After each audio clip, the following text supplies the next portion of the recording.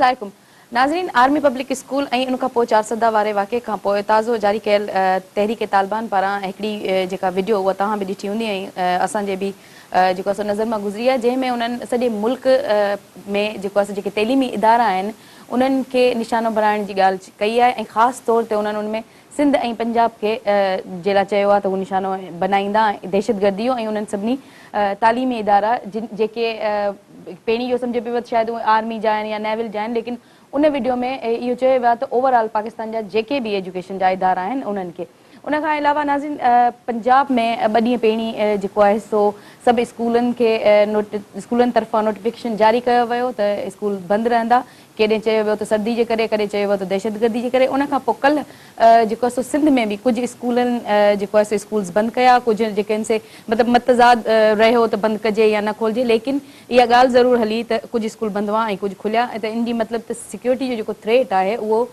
Overall सॼे पाकिस्तान में ऐं सिंध पंजाब में आहे इन सिक्योरिटी जे हवाले सां स्कूल्स कहिड़ो कमु कयो आहे एजुकेशन डिपार्टमेंट इन ते छा करे रहियो आहे प्राइवेट स्कूल्स मैनेजमेंट इन ते कहिड़ा उपाउ वरिता आहिनि ऐं जेके पेरेंट्स आहिनि जेके माइट आहिनि जिन जा ॿार जेके आहिनि से उन्हनि स्कूलनि में पढ़नि था उहे जेके आहिनि से छा सोचंदा उहे हिननि मां सभिनि मां मुतमइन आहिनि या न आहिनि अॼु इन सॼी शइ ते ॻाल्हाईंदासीं असां सां ऐं वेलकम चवां थी जेको आहे सो फैज़ुल्ला पेचो साहब पाण सेक्रेटरी आहिनि एजुकेशन जा उन खां अलावा सईद ख़ालिद साहब पाण जेके आहिनि से चेयरमैन आहिनि प्राइवेट स्कूल एसोसिएशन जा ज़ाहिद मंगी साहब पाण प्रोफेसर त आहिनि लेकिन हींअर जेको आहे सो हिकु पीउ खे रिप्रेज़ेंट करे रहिया आहिनि जिन जा ॿार स्कूल वञनि था सर स्टार्ट कयूं था तव्हां खां ही सॼी सूरत हाल जेका तव्हां ॾिसो पिया मुल्क में दहशतगर्दी हुअं ई मतिलबु हर डिपार्टमेंट में ऐं हर तरह जी हुई लेकिन ख़ासि तौर ते स्कूलनि खे जीअं निशानो बणायो पियो वञे ऐं वरी उन खां पोइ हिकिड़ी वीडियो जारी करे बाक़ाइदा हिकिड़ो जेको थ्रेट ॾिनो वियो आहे त उन में जेका आहे सा हुकूमत ऐं ख़ासि तौर ते सिंध हुकूमत ऐं एजुकेशन डिपार्टमेंट कहिड़ा उपाउ वरिता आहिनि इहो आउं तव्हांखां पुछणु चाहींदसि मैडम तव्हां जेको ज़िक्र कयो तहरीक तालिबान जो जेको वीडियो आहे हाणे वीडियो जी ऑथेंटिसिटी मां सम्झां थो उनखे असेस करणु खपे आया की उन्हनि तहरीक तालिबान वारनि इशू कई आहे या रिलीज़ कई आहे या ॿिए कंहिं कई आहे उमूमन जॾहिं इहा सिचुएशन हूंदी आहे मुल्क में त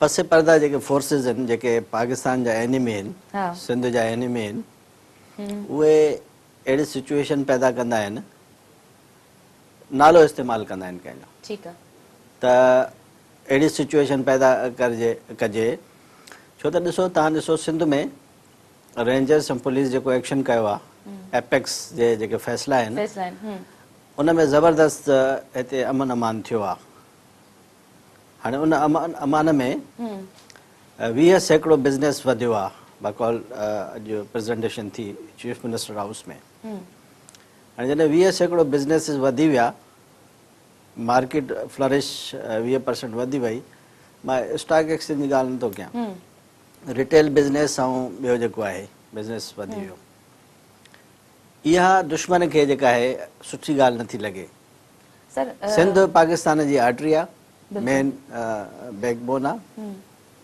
यानी शहर अॻा जंहिंखे चवंदा आहियो यानी जेकॾहिं सिंध कराची न हलियो त पोइ पाकिस्तान न हलंदो इहा ई अफ़वाह फैलाए बिल्कुलु ऐं एग्री कयां थी दुश्मन तव्हांजो नालो चेंज थी सघे थो तहरीक तालिबान बि थी सघे थो जैश न हिकिड़ो अहिड़ो दुश्मन आहे केर बि थी सघे थो लेकिन थ्रेट त पंहिंजी जॻह ते आहे थ्रेट परसेप्शन ॾेठा वेंदा आहिनि न त परसेप्शन जी जेका थ्रेशोल्ड केतिरो आहे हाणे जीअं तव्हां ज़िक्र कयो पाकिस्तान आर्मी जे जेके उन स्कूल में स्कूल आहिनि डेफिनेटली कान का इंफॉर्मेशन हूंदी पर मुंहिंजो जेको मूंखे इंफॉर्मेशन मिली आहे एज़ अ सेक्रेटरी एजुकेशन उन में इहा आहे त उन्हनि सिक्योरिटी खे असेस करण जे लाइ स्कूल बंदि कया आहिनि नॉट सिक्योरिटी थ्रेट खे मद्देनज़र रखी करे स्कूल बंदि कया आहिनि हा इहा बि ग़लति ॻाल्हि आहे असेस माने ॾिसो न असेस करण जे लाइ थी सघे थो बार्ब वायर्स हणनि ठीकु आहे स्कूल ख़ाली कराए उन्हनि खे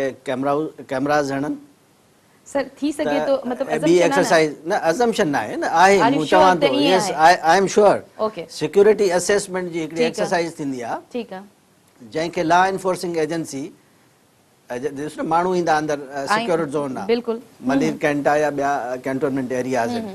छो पाकिस्तान आर्मी असांजी ज़रब अज़ब विढ़ी रही आहे। इहा दुश्मन खे सही ॻाल्हि नथी लॻे त पाकिस्तान आर्मी जेका विढ़ी रही आहे, ऐं असां मूंखे उमेदु आहे त उहे नीस्त नाबूद थींदा दुश्मन असांजा, उहे सिंध जा हुजनि, उहे पाकिस्तान जा हुजनि, उनखे पाकिस्तान आर्मी ऐं पाकिस्तान रेंजर्स ऐं पाकिस्तान पुलिस उनखे नीस्त नाबूद करे छॾींदी। सही। इहे अफ़वाह न फैलाइनि। सोसाइटी में जेके र्यूमर मॉन्गर्स आहिनि उन्हनि जो बि उहे बि टेररिस्ट आहिनि, मां सम्झां थो। जंहिं इहो वीडियो रिलीज़ कई आहे, मां नथो सम्झां की इहा वीडियो ओरिजिनल हूंदी, उन्हनि ई ॾिनी हूंदी जेके दुश्मन आहिनि, पर इन्हनि शयुनि खां बाज़ रहणु खपे। ठीकु आहे सर।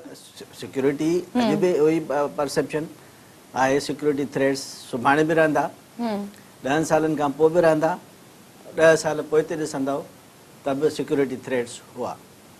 पर इन जो मतिलबु न आहे त असां टपड़ गोल करे पंहिंजो सीन तां हलिया वञूं। न बिल्कुलु बंदि न कर, इहा तव्हांजी ॻाल्हि बिल्कुलु सही आहे। छो जो पोइ त मतिलबु हुननि जो अज़म पूरो थींदो त एजुकेशन इदारा जेके आहिनि से बंदि थी वञनि। इहा ॻाल्हि एजुकेशन इदारा जेके बंदि थिया आहिनि कराची में, उहा सिक्योरिटी असेसमेंट जे करे बंदि थिया आहिनि। ठीकु आहे। सिक्योरिटी थ्रेट जे करे बंदि थ्रेट जे करे तव्हां चओ था बंदि न थियनि। सर इन ई ते आउं तव्हां खां वरी वापसि सवाल कंदसि, हिन ते मूं तव्हांजो पॉइंट्स कुझु लिखाइनि। पहिरीं आउं प्राइवेट स्कूल जे हवाले सां सर खां पुछणु चाहींदसि त पंजाब में सर जो है जैसे ही ये आर्मी पब्लिक स्कूल वाला वाक़या हुआ था, उसके बाद पंजाब में जो प्राइवेट स्कूल्स थे और जो गवर्नमेंट के भी थे और प्राइवेट तो ख़ास तौर पे, उन्होंने कुछ ख़ास जो है एक्सरसाइजेज की और ख़ास एफर्ट्स लिए इस सारे सिक्योरिटी के चैलेंज को मतलब फेस करने के लिए। मैं आपसे पूछना चाहूँगी कि as a private school association आप लोगों ने और मतलब जैसा कि आपको पता है कि यहाँ के जो प्राइवेट स्कूल्स हैं उनके चार्जेस, उनकी फ़ीस वो भी बड़ी बहुत हैं, उसके बाद भी क्या सिक्योरिटी का इंतजाम क्या हैं और इस थ्रेट के बाद क्या किया गया है?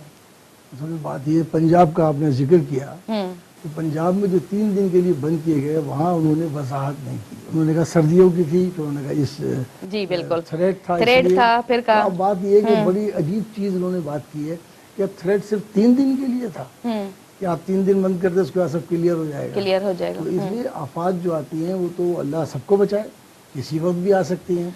सर इसमें मैं सिर्फ एक बात क्लियर कर दूं कि ये जो थ्रेट के हवाले से जो मैंने पढ़ा था उसमें ये था कि हमारे खुफिया एजेंसीज के इदारे जो कि लोकेट करते हैं, जिनके पास खबरें आती हैं, जिनके पास इंफॉर्मेशन होती है, उनको ये इंफॉर्मेशन मिली थी कि ये कुछ जो हैं जो अटैक करने वाले 16 शायद या 13 नंबर उन्होंने बताया था कि वो इंटर हो चुके हैं और वो अटैक करने वाले हैं और ये वो वीक है, इसलिए ये 3 दिन बंद किया गया था। जी नहीं, बहरहाल उन्होंने अगर ऐसा कोई असेसमेंट किया है तो ठीक है। बात ये कि हमारे सिंध पर इसका कोई असर नहीं हुआ, क्योंकि हम लोगों ने तो अल्लाह का शुक्र है कि पेशावर से आने के बाद हमने काफ़ी सिक्योरिटी के हिसाब से अपने आप को मजबूत किया है।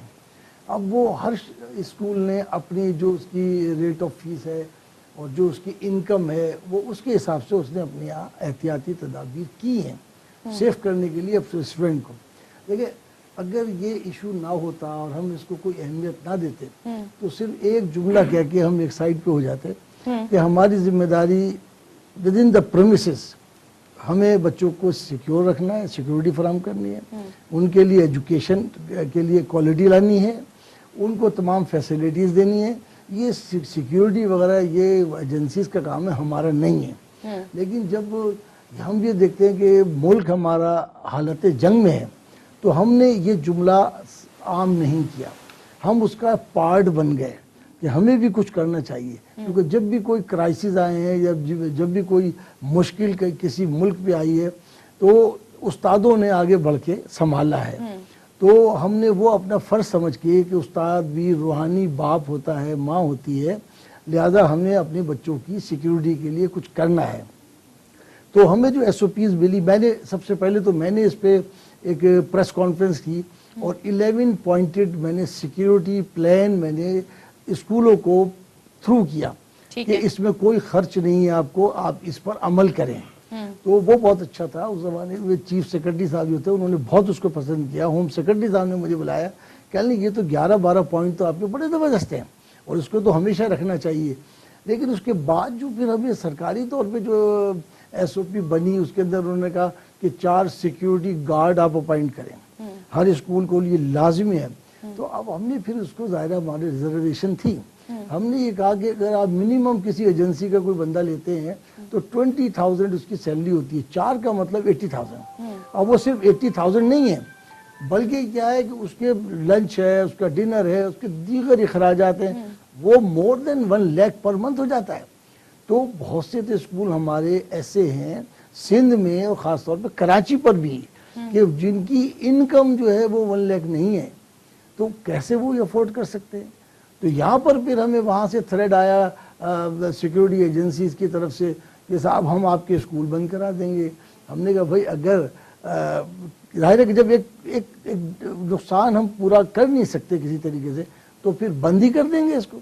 शायद आपके फिर बहुत छोटी लेवल वाले स्कूल की बात कर रहे हैं, क्योंकि जो स्कूल्स हैं वो कम से कम 4,000 से तो उनकी वो तो यहाँ तो ऑलरेडी है, उनके यहाँ तो ऑलरेडी इस साने से पहले से उनके यहाँ सिक्योरिटी गार्ड्स हैं, और इस साने के बाद उन्होंने और इसको इम्प्रूव किया है, वो कर सकते हैं, लिहाजा वो तो कर रहे हैं। लेकिन मैं जो बात कर रहा हूँ उन स्कूलों की कर रहा हूँ जो लो रेट ऑफ फीस चार्ज कर रहे हैं, वो ये अफोर्ड नहीं कर सकते। ओके लेकिन क्या जो वो जितना भी उनको मिलता है, लेकिन कुछ चीज़ें जैसे आपने कहा कि चलें 4 सिक्योरिटी गार्ड जो है उनके लिए मुमकिन नहीं है, लेकिन जो 11 पॉइंट्स आपने दिए हैं जिस पे बिल्कुल आपके कोई खर्चा नहीं हो रहा, एक तो मैं इसके बाद आपसे उस 11 पॉइंट्स पे भी पूछना चाहूँगी कि वो 11 पॉइंट्स क्या हैं, और दूसरी बात ये है कि मतलब जितनी भी फीस है, जितने भी रिसोर्सेज हैं, तो फिर ज़ाहिर है वो स्कूल भी उतनी छोटी लेवल का ही होगा, तो फिर उसके हिसाब से उसकी सिक्योरिटी, और सिर्फ उसमें ये नहीं आते, मतलब जो मैंने स्कूल देखे हैं उसमें वो वायर्स लगी जो हैं वो होती हैं, अलार्म सिस्टम होता है, कैमरेज होते हैं, सारी जो चीज़ें होती हैं। खैर इस पे डिस्कस करेंगे, अभी ब्रेक का जो है वक्त हो रहा है। नाज़रीन वठूं था हिकिड़ो नंढड़ो ब्रेक।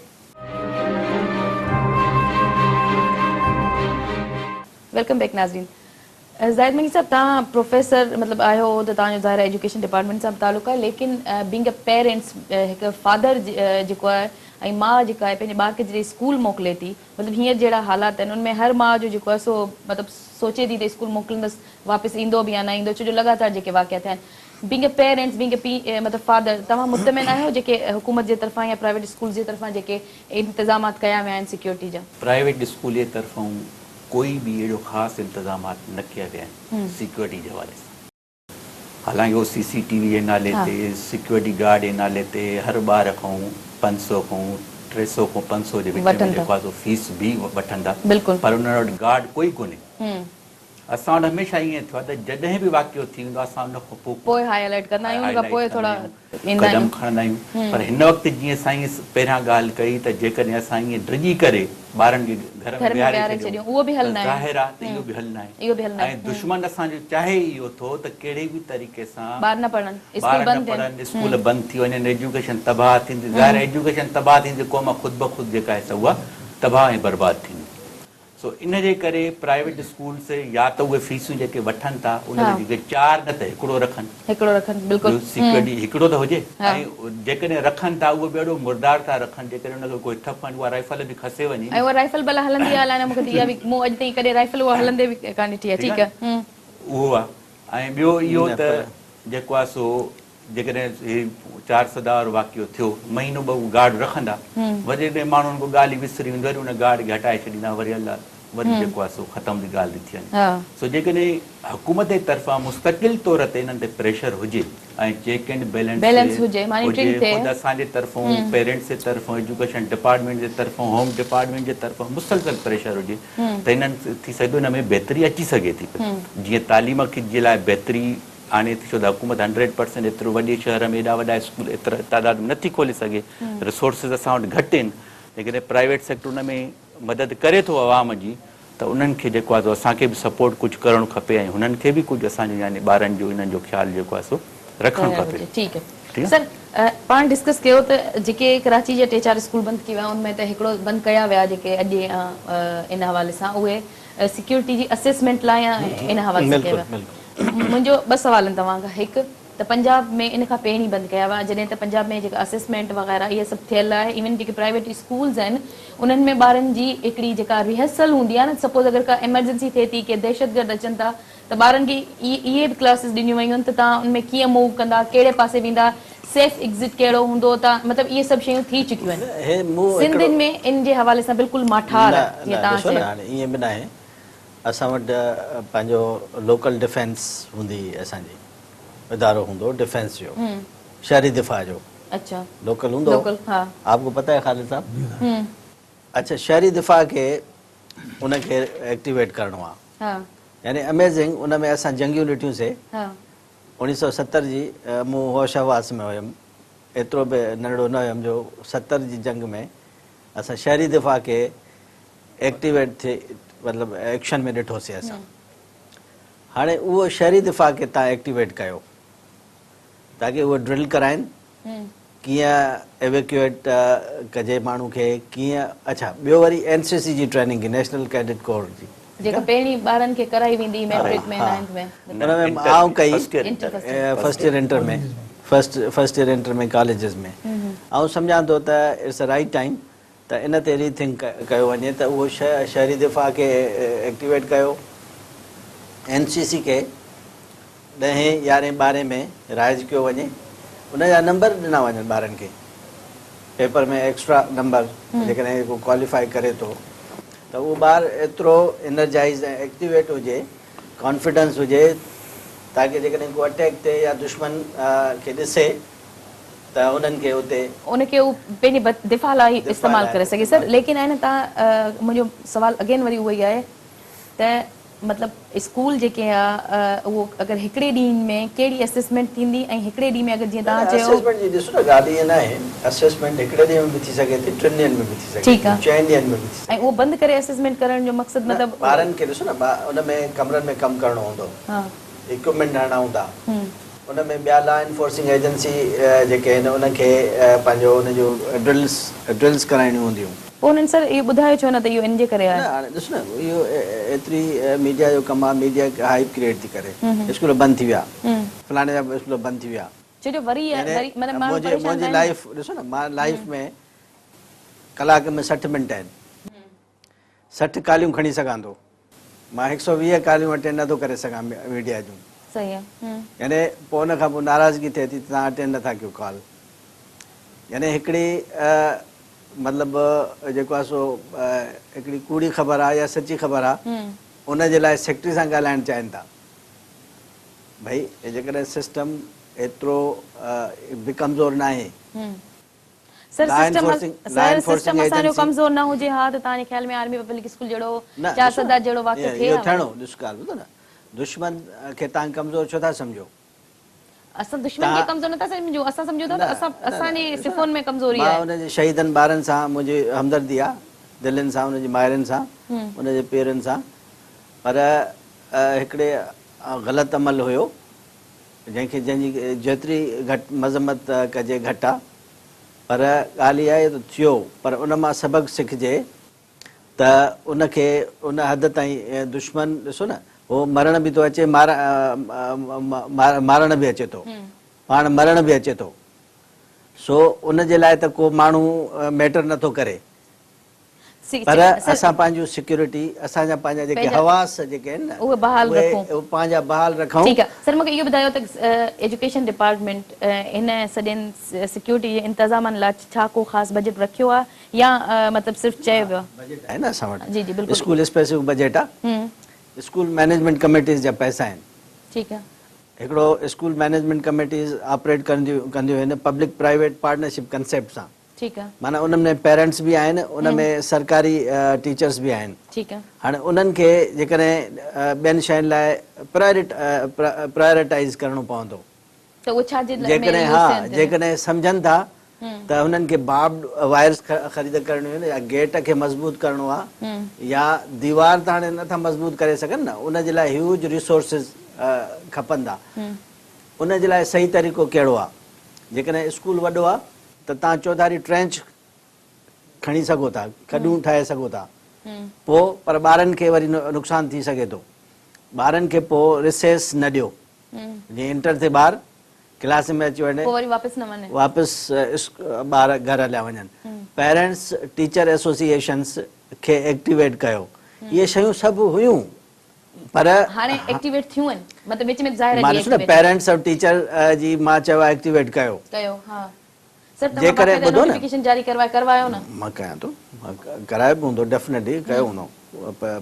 ॾिसो न, हिकिड़ो जेकॾहिं 300 ॿार आहिनि कंहिं स्कूल में, त उन जा 10 जेके पेरेंट्स आहिनि स्कूल जा, उनजे हफ़्ते में जेका हिकिड़े ॾींहं में हिकिड़ी ड्यूटी हूंदी, वरी 3 ॾींहंनि खां पोइ ड्यूटी हूंदी। पेरेंट्स बि ड्यूटी कनि, उन्हनि जी बि ज़िम्मेदारी आहे त स्कूल में ॿिन्हिनि जी, बिल्कुलु आउं सम्झां थी त टीचर्स जी ज़िम्मेदारी आहे, टीचर्स जी आहे, पेरेंट्स जी आहे, गवर्नमेंट, लेकिन असांजे सिक्योरिटी इदारनि जी आहे, गवर्नमेंट जी आहे, एजुकेशन डिपार्टमेंट जी आहे, ऐं सभु जॾहिं पंहिंजी ज़िम्मेदारी पूरी कंदा तॾहिं ई मुंहिंजो ख़्याल आहे कुझु थी स्काउट सघे। सिस्टम आहे, जीअं ॻाल्हि कईसीं, उनखे एक्टिवेट करे स्काउट्स खे हर स्कूल में प्लेस करे सघिजे थो।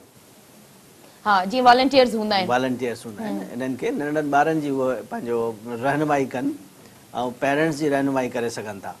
सही सर, मुझे आपसे ये एक बात पूछनी थी। एक तो ये कि मतलब जितनी आपने कहा कि हमने 11 पॉइंट्स जो हैं वो सिक्योरिटी का प्लान एक बना के दिया था कि जो कि बहुत अच्छा था, जिस पे इतने पैसे भी नहीं लगने। एक तो ये कि अगर जल्दी जल्दी आप मुझे बता दें कि उन 11 पॉइंट्स में क्या चीज़ें थी।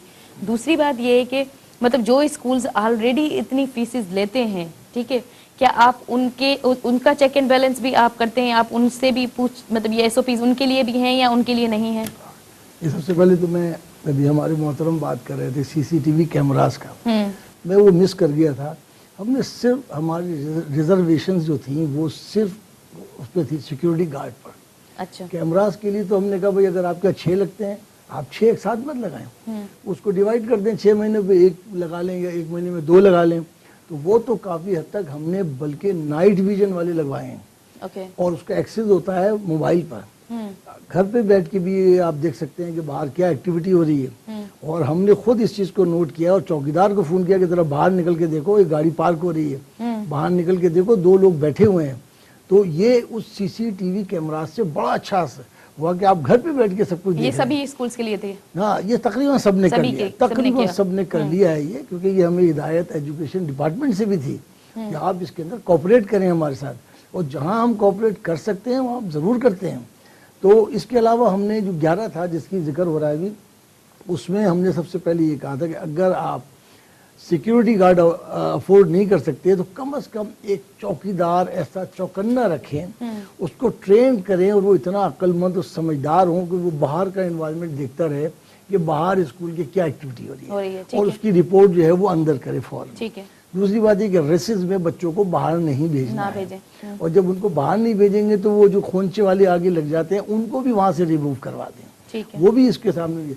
कोई अननोन कोई ऐसी व्हीकल खड़ी हो, आप उसका फौरी तौर पर आप उसको वहाँ पे रिपोर्ट करें। उसके जो इसके लिए बनाए गए हैं सेंटर्स, इमरजेंसी लिस्ट हमने सबको दी हुई है, उस पर आप फ़ौरन फ़ोन करें। हमने ट्रांसपोर्टर्स को कहा कि अगर रास्ते में कोई आपको इमरजेंसी में हाथ देता है, जैसे कोई बहुत ज़रूरी बात करना चाह रहा है, आप गाड़ी रोकने के बजाय और स्पीड में कर दें, मत रुके रास्ते में। हमने बच्चों को ट्रेन किया, हमने कहा अगर रास्ते में जाते हुए खिलौना, कोई बॉल या कोई चीज़ आपको पड़ी मिले, हाथ मत लगाएं उसको। ये सभी स्कूलों में आपने करवाया है? सब चीजों सबको हमने बाकायदा नहीं, मतलब SOPs तो आपने भेजी है, नहीं 11 पॉइंट्स तो भेजी है, लेकिन आपने मेक श्योर मतलब आपने किया है कि हमने रैंडमली चेक किया है। हम गए थे 12-15 हज़ार स्कूल है, हमने रैंडमली आपने चेक किया है कि हुआ है? बिल्कुल हो रहा है ऐसा, और ये इसमें कोई खर्च भी नहीं आता इसके अंदर। फिर आप वो जो विंडो है रिसेप्शन की, वो ऐसी जगह बनाए कि कोई अंदर ना इस बहाने से कि इन्फॉर्मेशन लेनी है, वो विंडो ऐसी हो कि बाहर से बाहर वो बात करके चला जाए। चौकीदार को ये कहा जाए किसी भी पेरेंट को स्कूल टाइमिंग्स में अंदर मत आने दें, वो रिसेप्शन पे जाए, रिसेप्शन से परमिशन मिले तो उसको अंदर आने दें। ठीक है। फिर मेटल डिटेक्टर है, वो कोई महंगी चीज़ नहीं है, हमने चौकीदारों को वो भी दिलवा दिया कि ये आप चेक करें अगर कोई अंदर जा रहा है बंदा। तो ये सब ऐसी चीज़ें थी जिसमें कोई खराजात इतने नहीं थे। तो अल्लाह का शुक्र है हमने काफ़ी हद तक सिक्योरिटी को कर लिया। और दूसरी बात यह है कि भाई अल्लाह दुआ यही करते हैं कि अल्लाह ताला हम सबको, हमारे मुल्क को अपने हिफ्ज़ व अमान में ले ले, बाकी कोई कुछ बिगाड़ नहीं सकता इसका। ठीक है, बातों का सिलसिला जारी रखेंगे, टाइम हुआ है ब्रेक का। नाज़रीन बैठो तो हिकिड़ो नंढिड़ो ब्रेक।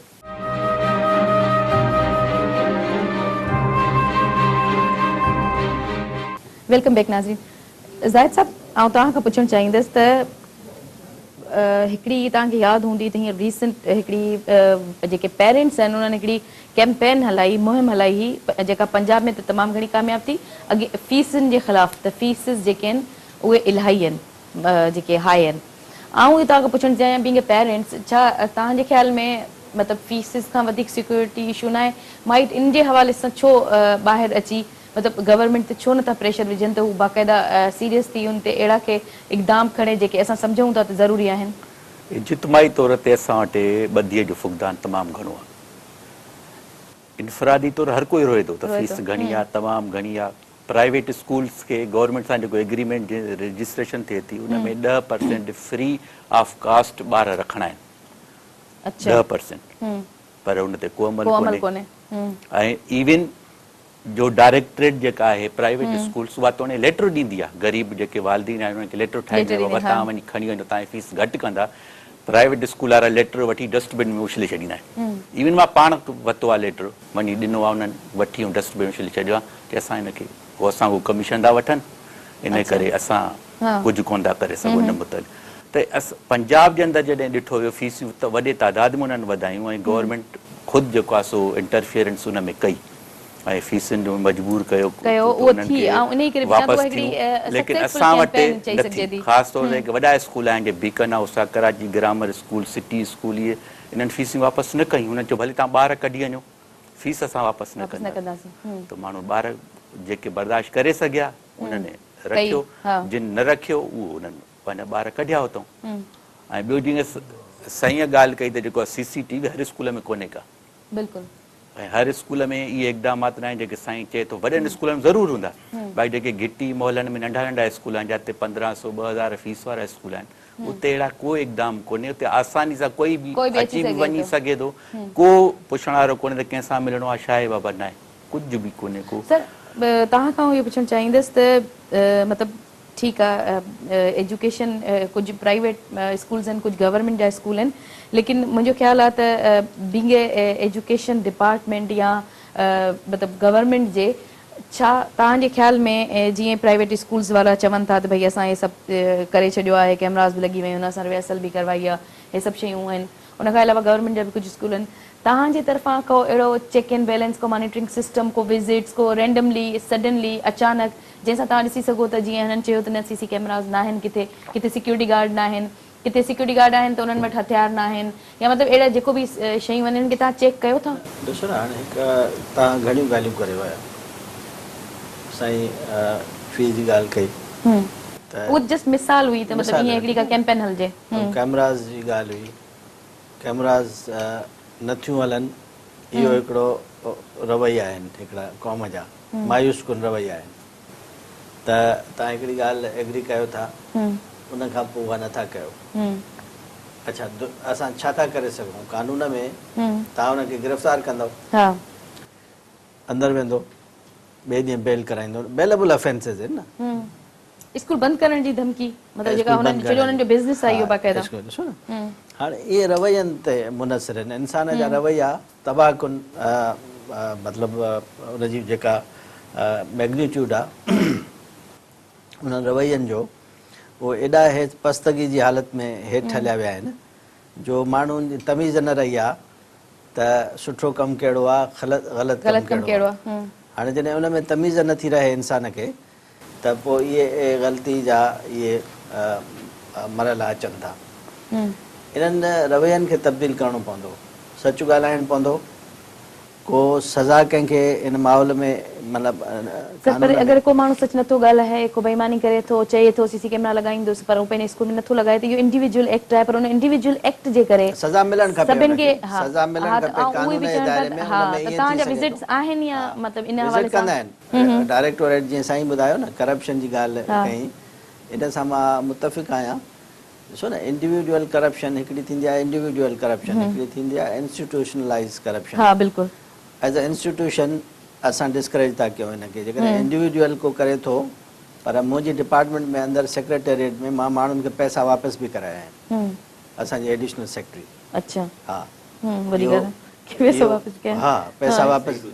तव्हां गवाही, मां हाणे नाला न खणंदुसि माण्हुनि जा, इन जे करे त उते माण्हू जंहिं ॾियण वारो बि बदमाश आहे, वठण वारो बि बदमाश आहे। माण्हुनि सीनियरिटियूं फिक्स करायूं अच्छा पैसा ॾेई करे। हा जॾहिं मूंखे ख़बर पई त उनखे करेक्ट कयोसीं ऐं सेक्शन ऑफिसर खे हटाए छॾियो उनखे। यानी आउं पंहिंजो जेकॾहिं कमु कयां थो, मूंखे पज़ीराई मिले थी, माण्हू मुंहिंजो स्टाफ आहे जेको उहो मूंखे सपोर्ट करे थो, पर मां सभिनी जी गारंटी नथो खणी सघां। जेके मुंहिंजे चौधारी माण्हू आहिनि, छो त उहा वरी अलाह जी सिफ़त आहे, त अंदरि दिलि में कंहिंजे कहिड़ी शइ आहे उहो उनखे ॼाणे थो। सर तव्हां अकेला त नथा करे सघो, पर कोई अहिड़ो मैकेनिज़म केरु थो ठाहे? माण्हू मतलब तव्हांखे कमेटीज़ अहिड़ियूं के मैकेनिज़म जेको कमेटी त माना तूल ॾियणो आहे न, तव्हां कम खे वधायो, कमु न कयो। न कमेटी मतलब चेक करण जे लाइ चेक इम्प्लीमेंट थिए थो या नथो थिए? डायरेक्टोरेट आहे, अगेन इम्प्लीमेंटर जेके आहिनि, इम्प्लीमेंटेशन केरु कंदो? मुंहिंजो स्टाफ कंदो।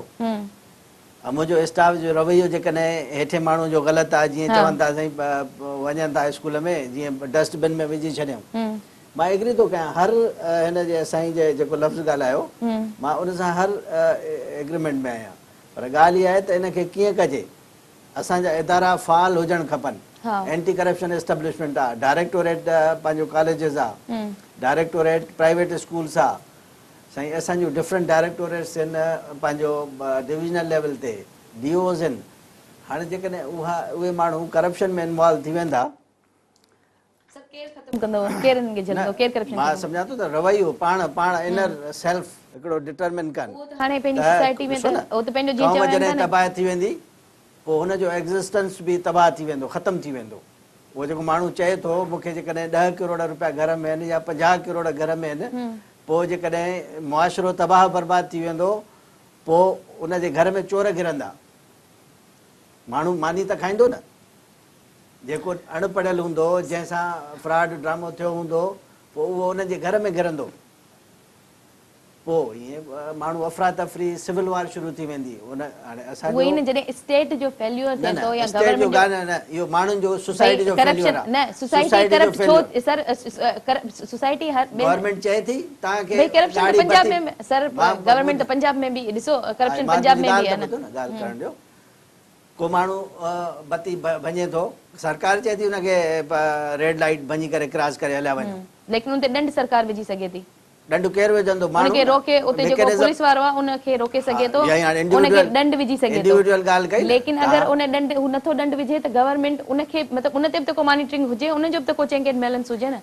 उहो पर्सनलाइज़ न वठो ॻाल्हियुनि खे, पर्सनलाइज़ कंप्लेंट्स आहिनि थियूं। माण्हू हाणे फाइट थींदी आहे न वार्डन सां, लाहौर में ॾिठी आहे तव्हां मीडिया में, कराची में ॾिठी आहे पुलिस सां फाइट, ठीकु आहे न। इहो सरकार चए थी तव्हां कयो। हिकिड़ो माण्हू पुलिस सां बकी पियो लाहौर में, मीडिया ते मूं ॾिठी क्लिप्स ॾिठा, वठां किराए विधाई पहिरियों पुलिस वारनि खे, पोइ पाण पुलिस वारनि हुनखे किराए विधो। हिते शफ़ीक वारो जो केस थियो, ट्रैफिक पुलिस जो शफ़ीक नाले जहिड़ो, बिल्कुल हाँ बिल्कुल करप्शन माशरे में आ गया है, तो उसका रिफ्लेक्शन थोड़ा बहुत हर डिपार्टमेंट में आपको नजर आएगा। थोड़ा बहुत नहीं, इंडिविजुअल होता है, हाँ उसको मुआशरे का ये खराबी है, मुआशरे की, पूरे मुआशरे की। एक मैं जिम्मेदार नहीं हूँ, आप जिम्मेदार नहीं है, या सब जिम्मेदार है। इनके ॾिसो न, इहो सिंपल गवर्नमेंट जो मसइलो न आहे, इहो उलमा जो मसइलो आहे, इहो माण्हुनि जो मसइलो आहे, सोसाइटी जो मसइलो आहे। डिपार्टमेंट्स मां करप्शन खत्म कराइण त एटलीस्ट गवर्नमेंट जो आहे, उन ते कमु करणु खपे, जेको कनि था उन खां वधीक करणु खपे, मां मञां थो इन ॻाल्हि खे। पर what about the other elements of the society?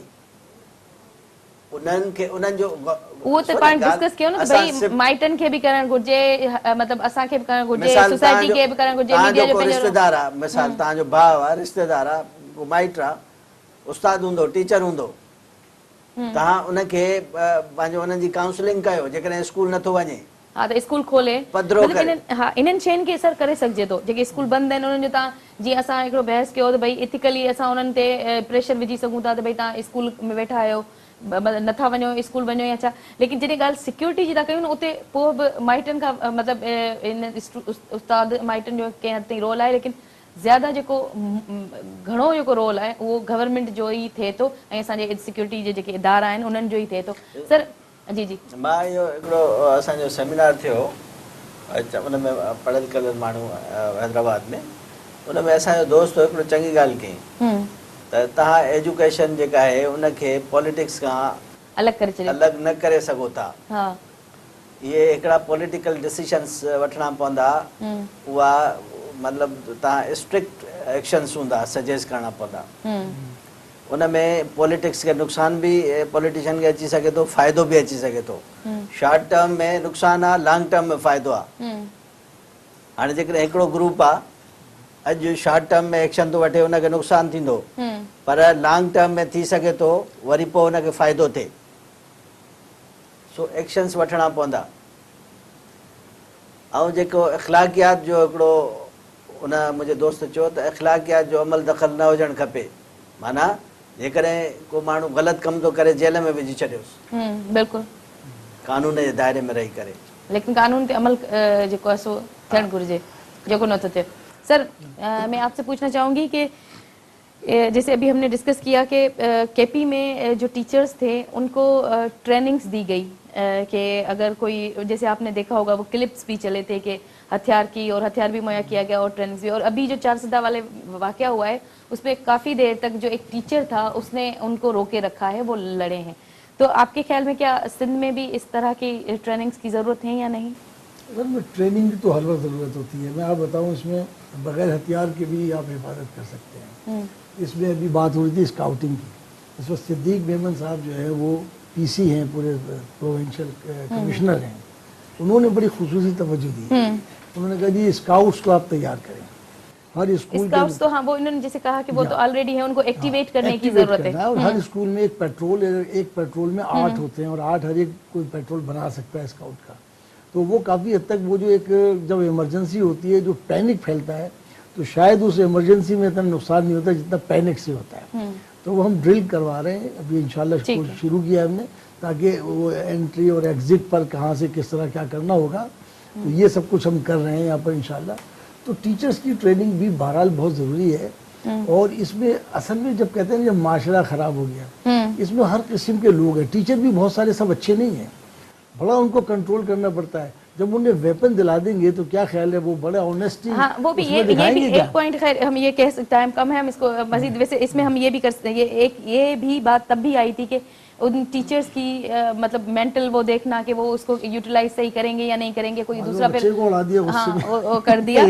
तो ये एक है, लेकिन मतलब ऐसे बहुत सारे इक़दाम लेने की ज़रूरत रही है हमेशा से।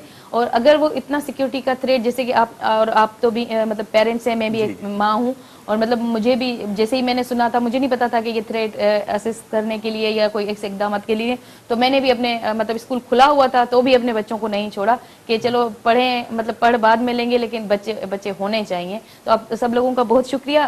एक इशू अगर 1 मिनट का है तो मैं बता दूं, एक इशू 1 मिनट देने से, जो जगह जब हम तनकीद तो करते हैं लेकिन अप्रिशिएट भी करना चाहिए।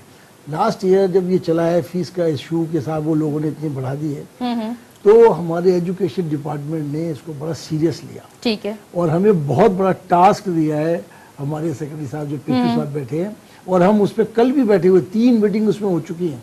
और हमें कहा है कि लाभ बना के लाओ कोई चीज़, मुझे 2 तो तैयार करके, फिर जाहिर है कि इसको इम्पोज कम करेंगे। उस पे हम काम कर रहे हैं। कल भी 3:30 बजे से 6:30 बजे तक हमारा डिस्कशन चला है इसका फार्मूला बनाने के लिए। बिल्कुल सर, ये बहुत अच्छे एफर्ट्स हैं और लेने चाहिए। मतलब आपका काम है, और मतलब आप मतलब गवर्नमेंट का भी काम है, आपका भी काम है, हर किसी का रोल है, अगर वो मतलब सबको ही अदा करना चाहिए।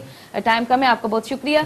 नाज़रीन, ॿारनि ऐं ख़ासि तौर ते स्कूलनि जी जॾहिं असां सिक्योरिटी जी ॻाल्हि कई, त इन्हनि सभिनि खे जेके असांजा तइलीमी इदारा आहिनि, इन्हनि खे ईअं ई पढ़ाई जारी रखणु ऐं ॿारनि जे तहफ़ुज़ जेको आहे सो तॾहिं ई मुमकिन थी सघे थो जॾहिं असांजी गवर्नमेंट, असांजा इदारा ऐं ख़ुदि पेरेंट्स ऐं उन खां अलावा प्राइवेट स्कूल एसोसिएशन ऐं सभिनीनि जो हिकिड़ो पंहिंजे लेवल ते किरदारु आहे, ऐं उन्हनि सभिनि खे उहो पंहिंजो किरदारु अदा करणु घुरिजे।